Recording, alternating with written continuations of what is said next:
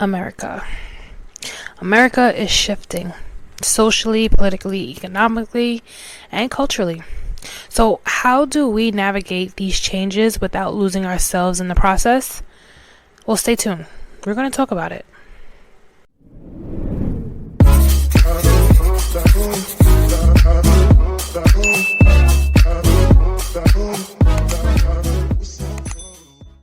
What's going on, everybody, and welcome back to the podcast. It's your girl Shelly Nicole with the Remedy Podcast.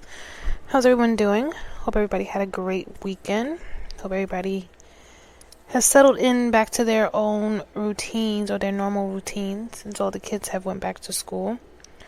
And for the rest of us who have just been working all throughout the summer, then nothing has really changed.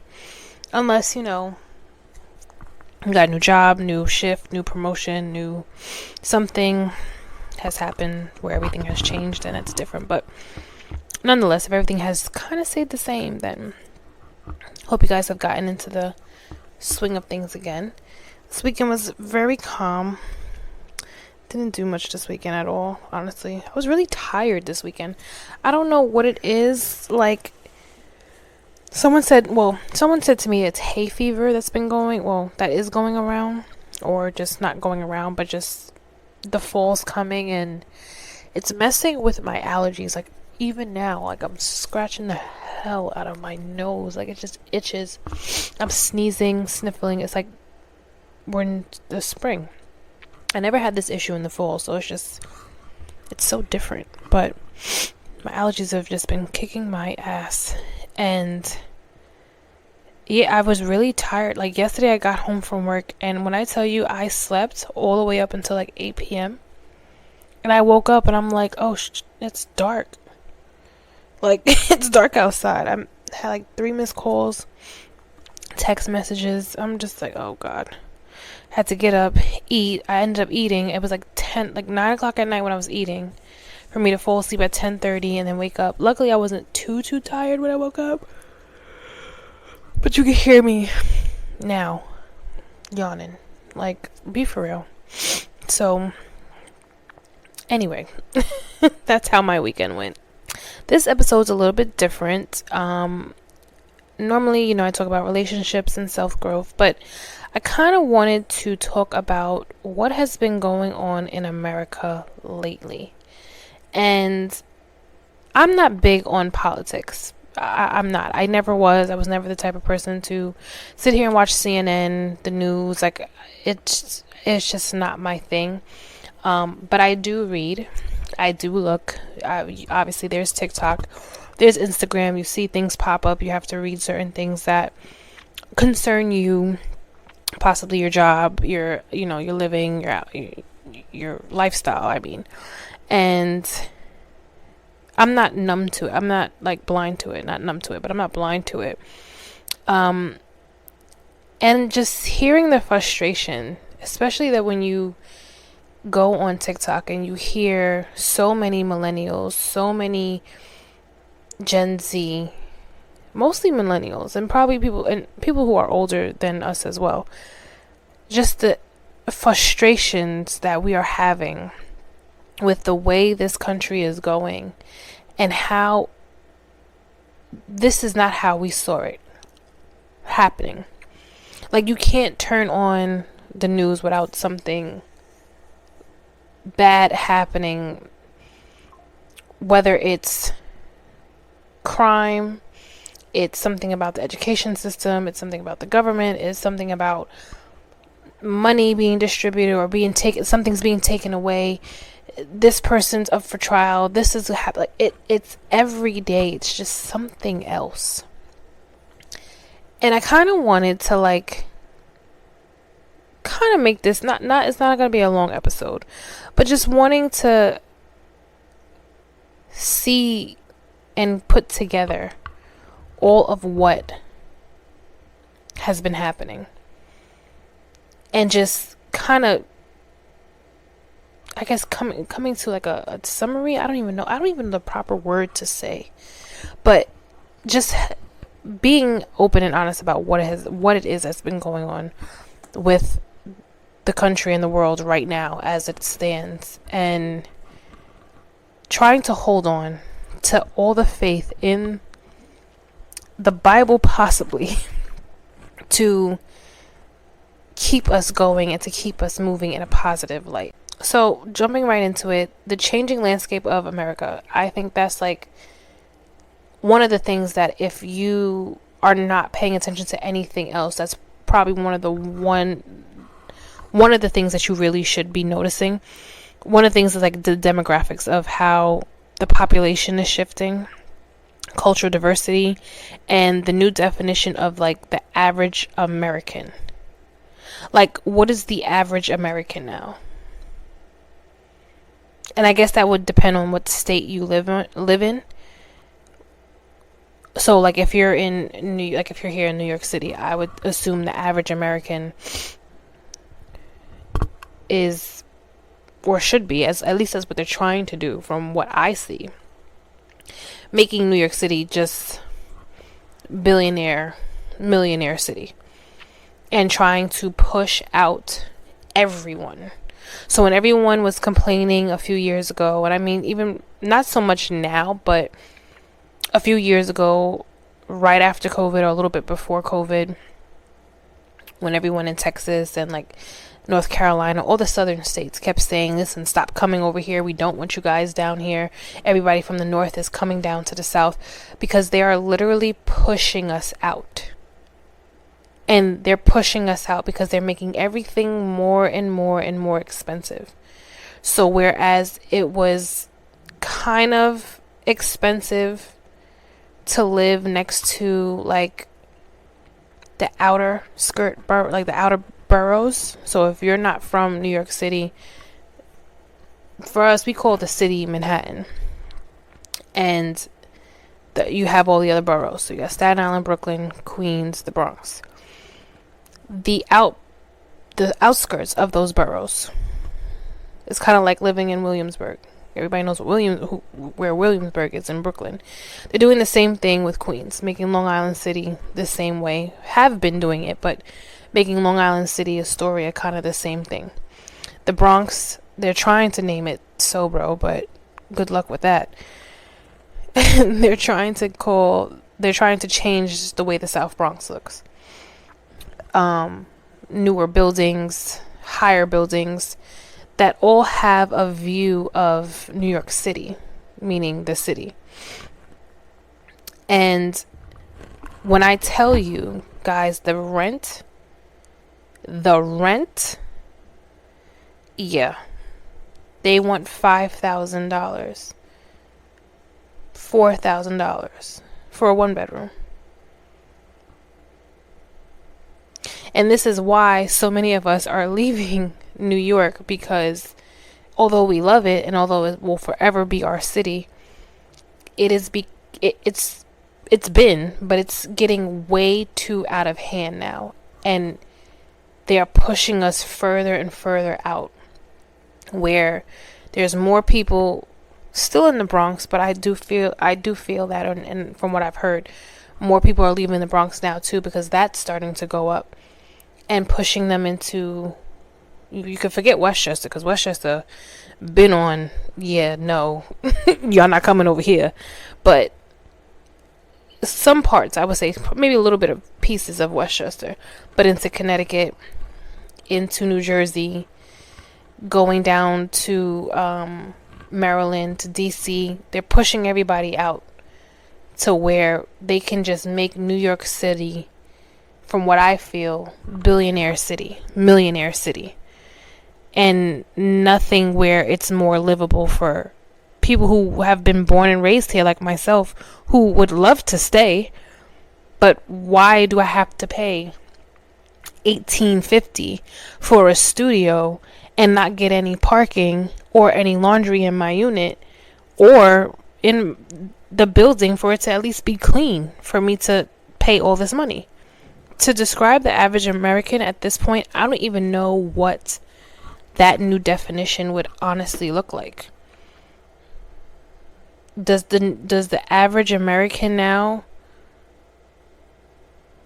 have a 6-figure job? Or does the average American now have, You know what? No, I can answer that. The average American is struggling.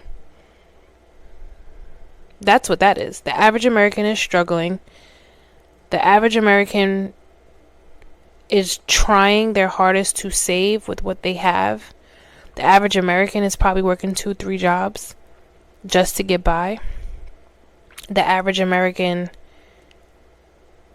is living still at home with their parents, which is nothing wrong with it, because me and my mom were actually having this conversation where certain cultures do it. And you see a lot of people getting back into living and staying at home with their parents, or coming together and buying a house and just staying together. Because having to pay all of this rent individually is like,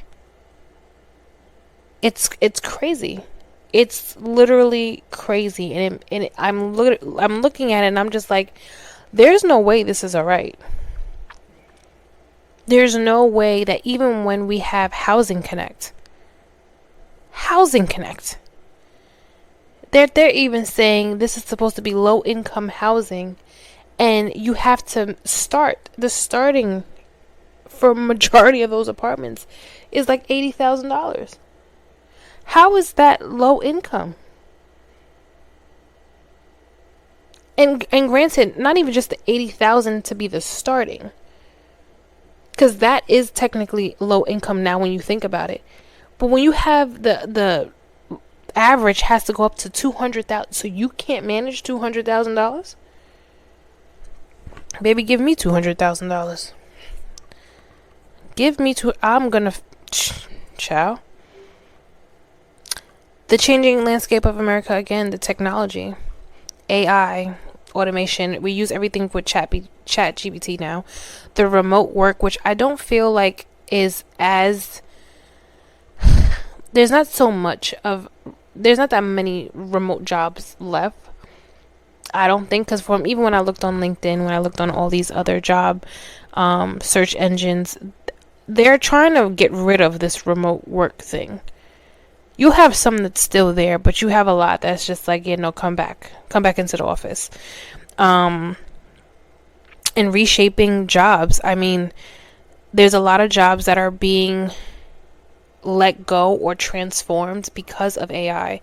And a lot of companies are relying on the new age, quote unquote, way of getting things done, saving money, or they'll say it's saving money, but it's really putting money in their pockets to keep their lifestyle going. So they'll get rid of humans and bring in computers and technology to do everything on automation. And I guess to also make it faster. But now, what are we supposed to do for people who need a job? You have people who can't even get a job, can't even get past interview. Like some of these, my brother and even some of my friends have had to deal with going through 1 million different interviews just to get one job. And I'm like, are you shitting me? I've even looked, like I was watching a TikTok video, and this lady said that she applied for a job and she had to go through 6 different interviews to get the job that she has now. 6.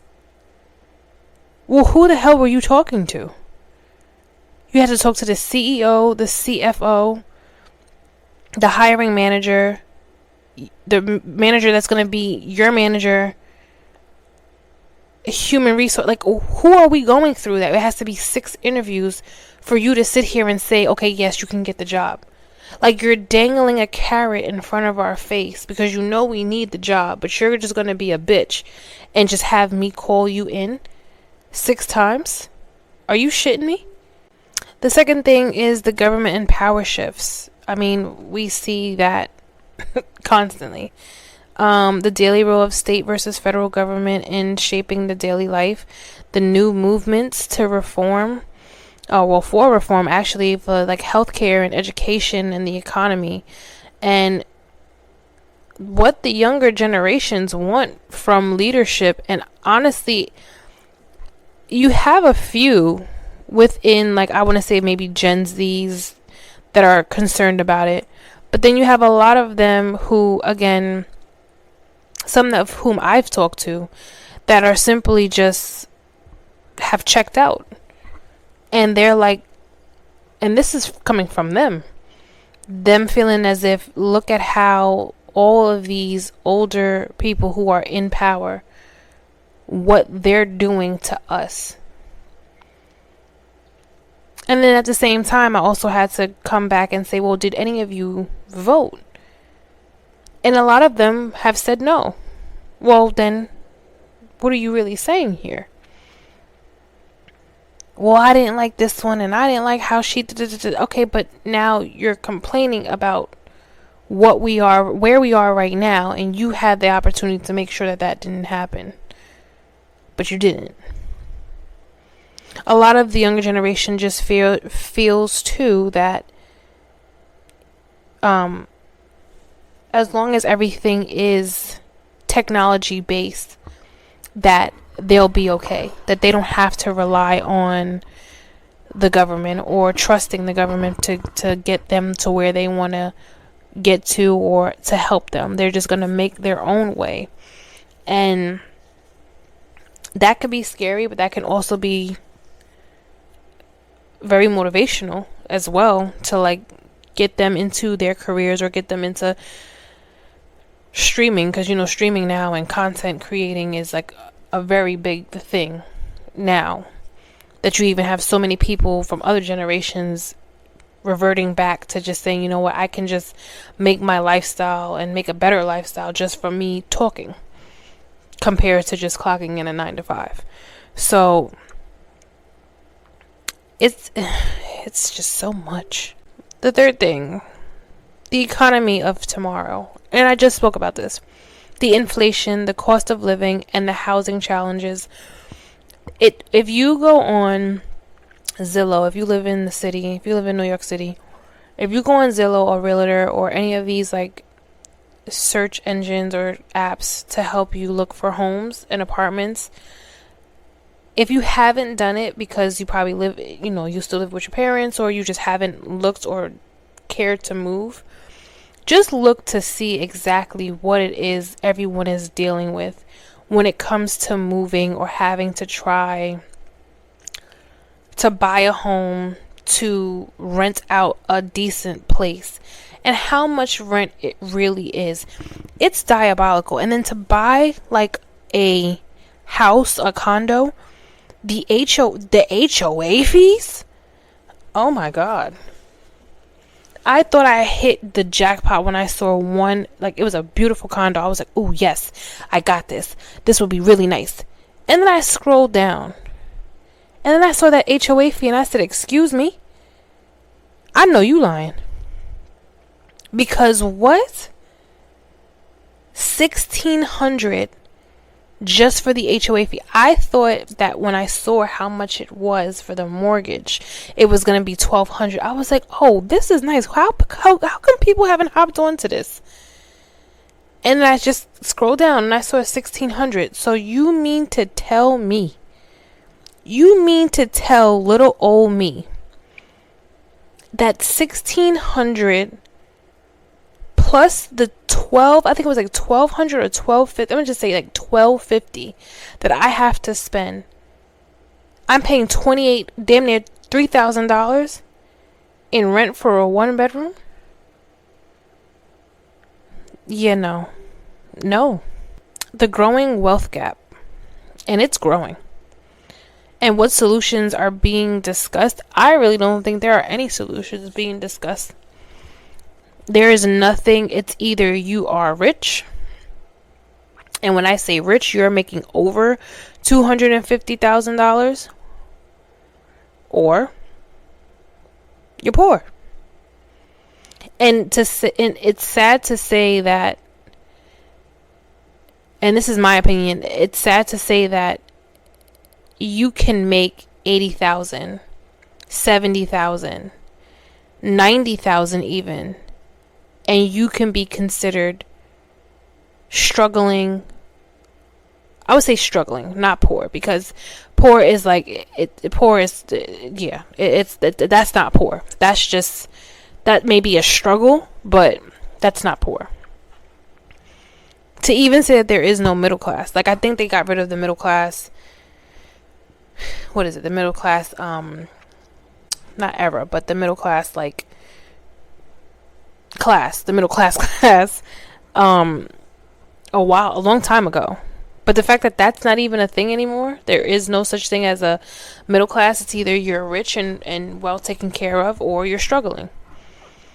And the discussions, I don't think or see or hear anybody who makes all the money in the world coming to the table as a unit to say, okay, how can we get this gap down? How can we help spread the wealth, and how can we help maintain this country? Because you have farmers losing their farms, you have companies shutting down, getting rid of people because they don't have the money for it, or they just need to downsize. You have businesses going out of business. It's like, when did I wake up from, when am I going to wake up from this nightmare? That's the real question. The next one is the social and cultural shifts. The redefining family, the marriage, and the gender roles.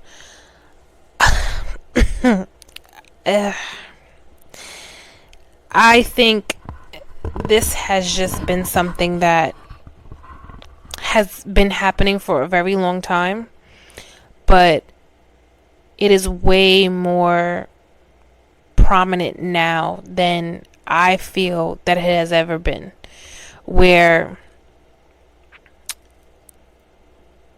people are still getting married. At least, like, okay, so at least on my timeline, I've seen at least 1, 2, I'm counting in my head, sorry, 1, 2, 4 people who have gotten engaged and building a family, building a unit. And actually, no, 5. And they're keeping it very small, very cute, very intimate, because no one has the money to spend on big, lavish ass weddings anymore. And even if they do, they're putting their money somewhere else where it makes sense. The family dynamic, it's kind of like, and this is what I kind of want people to get out of their heads, especially when it comes to relationships. I'm not saying to be in a relationship with someone who doesn't have anything. I'm not saying that. Especially someone who is very lazy and has no ambition, has no drive to do not a damn thing. I'm not saying to get in a relationship with no one like that, male or female. You leave them to figure their own shit out first, and you go about your business. But I do feel that in the times that we're in right now, as long as the person who you are dating has some type of goal that they are trying to reach, and you see them trying to go after it on both ends, men and women, you have to come to some, I think I'm going to make a word right now because I don't even think it's a word, humbleization. Humble thyself. And give this person the chance to get themselves where they are trying to get themselves at.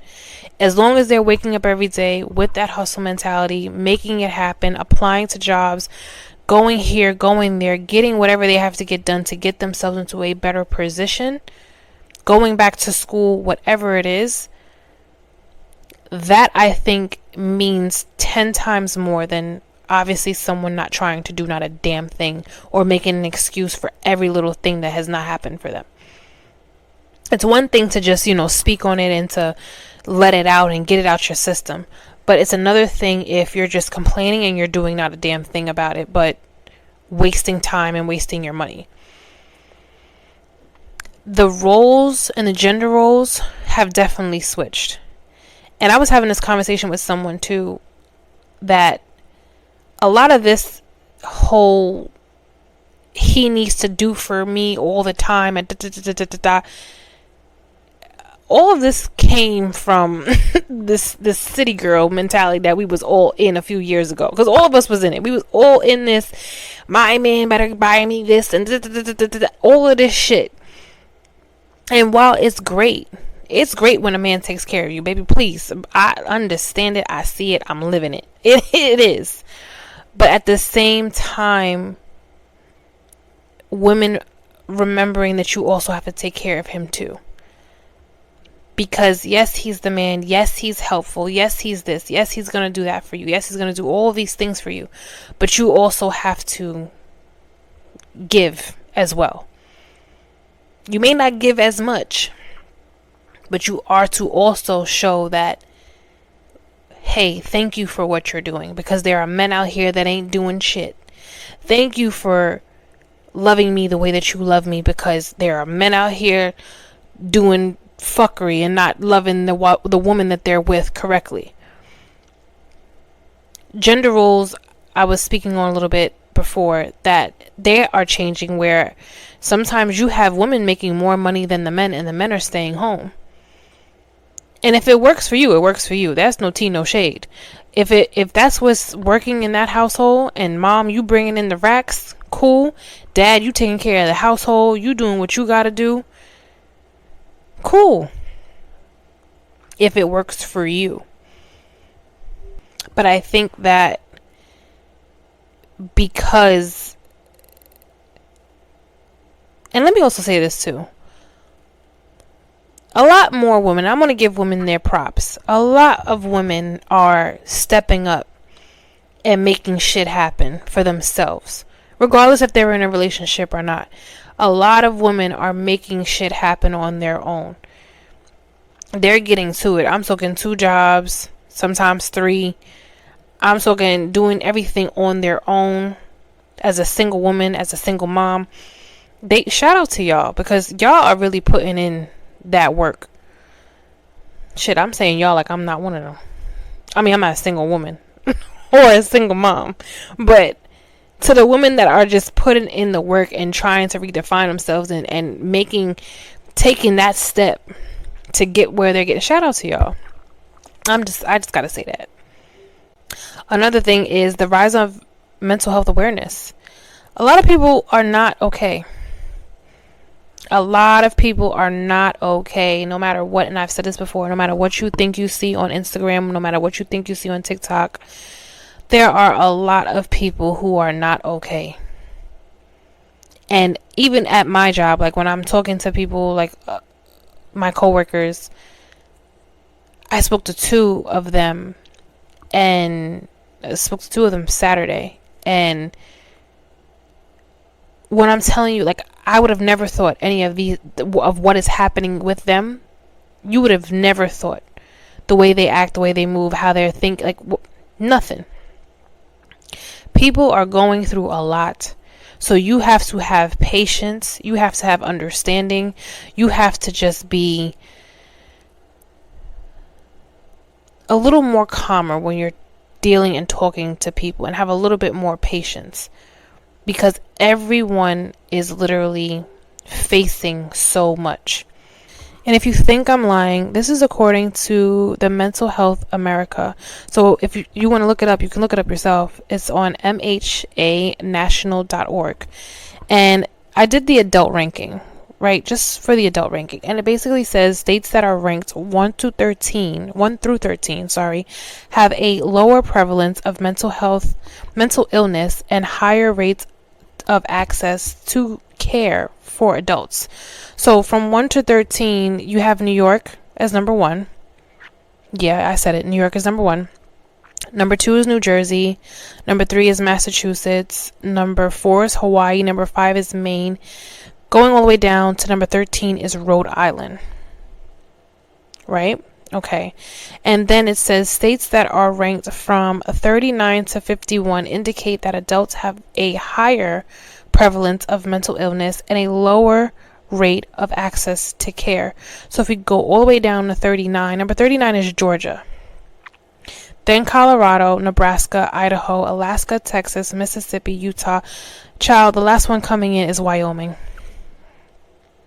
So again, if you think that no one is dealing with anything, they're dealing. Florida is number 18. What else? South Carolina is number 25. The amount of people, and this is from 2004. This is not even the census for this year, which will probably be out again soon. Texas is number 44. It's alarming. It is alarming. The prevalence for mental health is so high. In Vermont being number 41, Colorado's number 50. It's like Connecticut is number 1, lower ranked. And again, it's the same thing. A ranking of 1 through 13 for prevalence indicates a lower prevalence of mental health and substance use. People are going through it. Everyone is going through something, and you just need to be way more kinder to people. Social media versus traditional news. I mean, I've said that too. Giving yourself some time off of social media, not allowing yourself to constantly be bombarded with it. It's great when your algorithm can bring positivity, but let's be honest, sometimes you will scroll and you'll see something negative, or you'll see something that's telling you you're not doing enough. You'll see something that's telling you to get the fuck up when you really want to just rest. It's so much that social media has. And even, I don't even think there's really a difference, because traditional news just shows you what's going on outside the world. And then you have the traditional news, you have a Citizens app, you have TikTok and Instagram. We are bombarding ourselves with so many things that's causing us to be in a state of panic and making us literally get sick from what it is we're watching.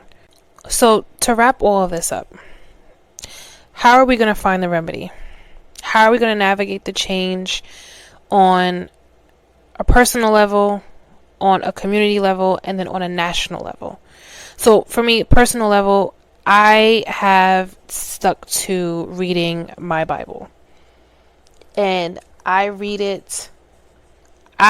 kind of read it for about like 45 to an hour, sometimes longer, a day, praying.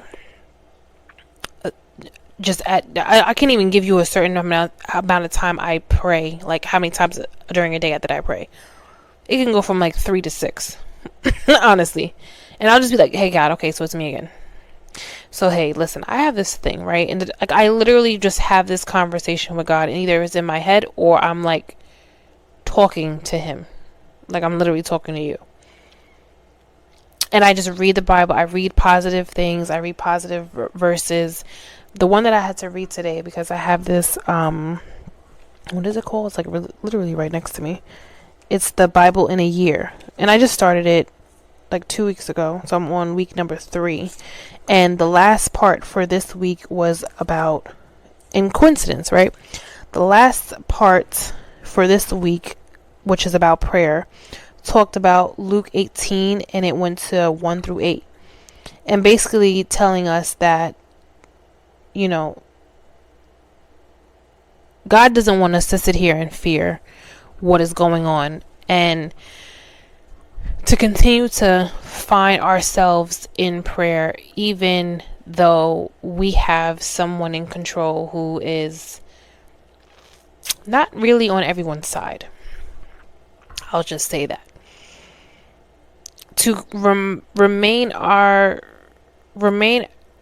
keep our faith in God and not in human, and not in what is going on. And it is harder to be said than done. Trust me, I get it, because we're living it, we're seeing it. Again, it's on our phone. We just have to scroll, we just have to click, and it's right there. But to remain faithful in what it is God has promised us in the end, that one day Jesus is going to come if he's not already here. You know, sometimes somebody was, I was having this conversation with somebody else, and I was like, I wonder if Jesus came at one point and and we all had no idea that he came back as maybe somebody who was homeless, maybe somebody who needed something, just a random person. And he just his spirit just came back. And he just tested everyone he met to see what was going on. I had that conversation and someone looked at me and it was like, you might be right. Because it does say that. He will come back and he'll come back as someone new. So for me personally, I have stuck to my Bible. I've made different financial choices as well. Going out, I wasn't really going out a lot before. But now I'm way more intentional with how I'm spending my money, what I can do on my own versus what I have to get done, and just being conscious of what it is I'm doing, strengthening my mental health and my community ties. I send things to my friends constantly whenever I pick up on something I saw on YouTube, whether it's a sermon from my church, whether it's a meditation, prayer, something to just strengthen your mental health, to strengthen your faith, to make you feel better. Working out, I signed up again for a different gym since my other gym let go of the program that I was in. Taking care of my physical health, making sure that I eat the right things, and really making sure that I monitor how much I go on social media. I really feel like that has hindered so many people with how they think of themselves and where they are in life is because of what they see on social media. On a community level, getting involved in local politics and civil life, getting to go outside and meet people again. We don't do that anymore. Everything is over the damn phone. Go outside, go to a cafe, go sit down, go sit in Central Park or something and go be one with nature. Go do something. Create networks of support. Create a group on WhatsApp. And it can be like your friend, your friend's friend, everybody who has the same type of mindset and you just want to check in, let's do these things. Let's make this week or one weekend out of the month, we'd go do this or we go do that. Doing healthy retreats. I think that's another personal thing that I would also consider. Doing a healthy retreat, taking a weekend away. If you work on the weekends, trying to get those taking your PTO, take them damn days off and just take a little drive somewhere by the water, in the mountains, somewhere fun, wherever. Just taking a weekend getaway to clear your mind, to re-center yourself, to restable yourself. And then on a national level, push for transparency and accountability in our leaders and who we trust, which is honestly very hard. It's just very hard for that to even happen, but let's just never say never, yeah? So I leave you off with this. What could a better America look like in the next 20 or 30 years? When our children are, I don't know, in 20, 30 years, in 20 years, I'd be what am I now? 34? I'll be 54 in 20 years, God willing. And my children will probably be in their 20s, I believe. I don't know. What will it look like for us then? Are we going to be like, if you've seen the movie WALL-E, are we going to be like WALL-E, where everything is robotic and we're just sitting in like these little, the Jetsons, like if you know the cartoon, the Jetsons, if we're sitting in those little spaceship things, are we going to be like iRobot, like with Will Smith, and have robots for all of our needs, and we're going to have trains that are hovering and not instead of actual railways.